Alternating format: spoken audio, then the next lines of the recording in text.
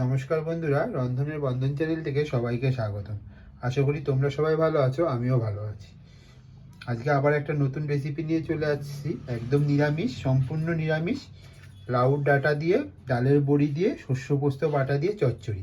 তাহলে কিভাবে আমি এই রেসিপিটা তৈরি করছি, তাহলে সঙ্গে থাকো আর দেখতে থাকো। লাস্ট থেকে ফার্স্ট পর্যন্ত পুরো ভিডিওটা দেখার অনুরোধ রইল। আশা করি ভালো লাগবে। স্কিপ করে দেখো না, তাহলে ভালো লাগবে না। আমি গ্যাসে একটা কড়াই বসিয়ে দিয়েছি, আর কড়াইটা আমার গরম হয়ে গেছে। এবার পরিমাণ মতো সাদা তেল দিয়ে দেবো। আমি সাদা তেল দিয়ে, তেলটা আমার গরম হয়ে গেছিলো, আর কটা ডালের বড়ি ছিল, আমি ডালের বড়িগুলোকে দিয়ে একটু লাল লাল করে ভেজে তুলে নেব। আমি গ্যাসের ফ্লেমটা কিন্তু একদম কম করে দিয়েছি।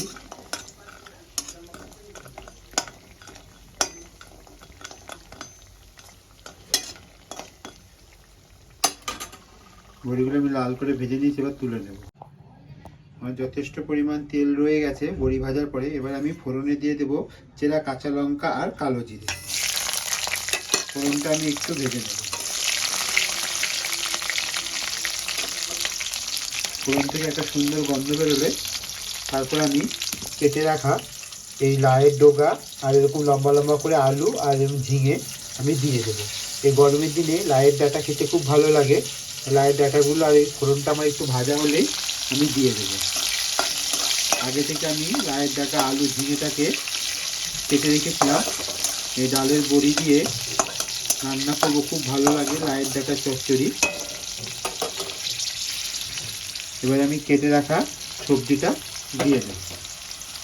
সবজিটা দিয়ে নিয়েছি, এবার নুন হলুদ পরিমাণ মতো দিয়ে আমি ঢেকে দেবো। আমি পরিমাণ মতো নুন আর হলুদ দিয়ে নিয়েছি, এবার আমি ঢাকা দিয়ে দেব।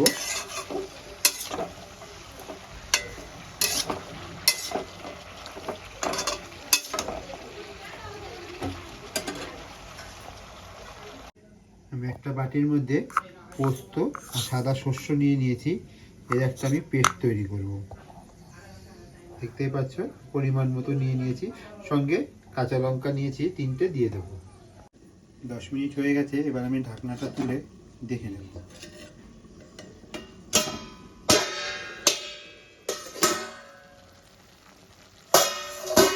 দেখো কি সুন্দর মজে গেছে।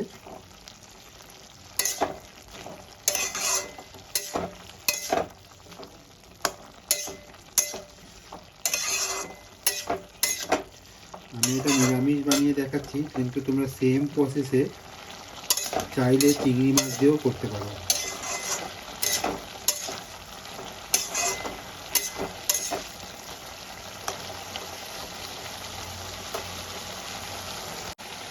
এবার আমি ভেজে রাখা ডালের বড়ি কটা দিয়ে দেবো। আমার কাছে ছিল না, তাই যে কটা ছিল আমি দিয়ে দিয়েছি। এর থেকে একটু বেশি থাকলে তোমরা দিলে ভালো লাগবে। এসব হচ্ছে একদম ঘরোয়া রান্না, এগুলো কোনো হোটেলে বা কোনো কিছু রান্না নয়। তাই খুব আশা করি তোমাদের খুব ভালো লাগবে। ছোটো ছোটো টিপস দিচ্ছি, এই টিপস সহ রান্না করে দেখবে, খুব টেস্ট লাগবে। আমি শস্য আর পোস্ত পেস্টটা বানিয়ে নিয়েছি। সামান্য একটু চিনি দিয়ে দেবো।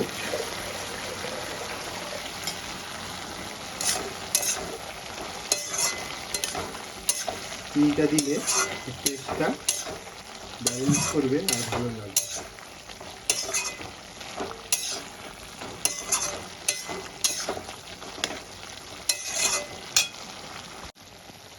এবার আমি বেটে রাখা পেস্টটা দিয়ে দেবো।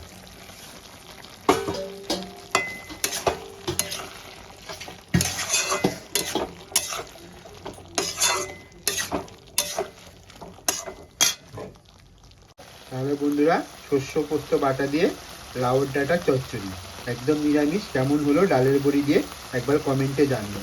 আশা করি তোমাদের ভালো লাগবে রেসিপিটা। যদি ভালো লেগে থাকে লাইক কমেন্ট শেয়ার করতে ভুলো না। আর অনুরোধ রইল, একবার হলো বাড়িতে ট্রাই করো। এবার আমি গ্যাসের ফ্লেমটা বন্ধ করে দেবো, আর একটা পাত্রে আমি ঢেলে নেবো। একদম শুকনো শুকনো করে করেছি, দেখো খুব সুন্দর লাগে এভাবে লাউয়ের ডাঁটা চচ্চড়ি। তোমরা চাইলে, আমি নিরামিষ করেছি, তোমরা চাইলে এখানে চিংড়ি মাছও দিতে পারো, তাও ভালো লাগবে। এবার আমি একটা পাত্রে ঢেলে নেব। আমি একটা পাত্রে দেখো ঢেলে নিয়েছি, কি সুন্দর হয়েছে। গরম গরম ভাতের সঙ্গে খুব ভালো লাগবে দুপুরবেলা এরকম শুকনো শুকনো লাউর ডাঁটা, সর্ষে পোস্ত দিয়ে, ডালের বড়ি দিয়ে চচ্চড়ি। তাহলে দেখা হচ্ছে পরের এপিসোডে।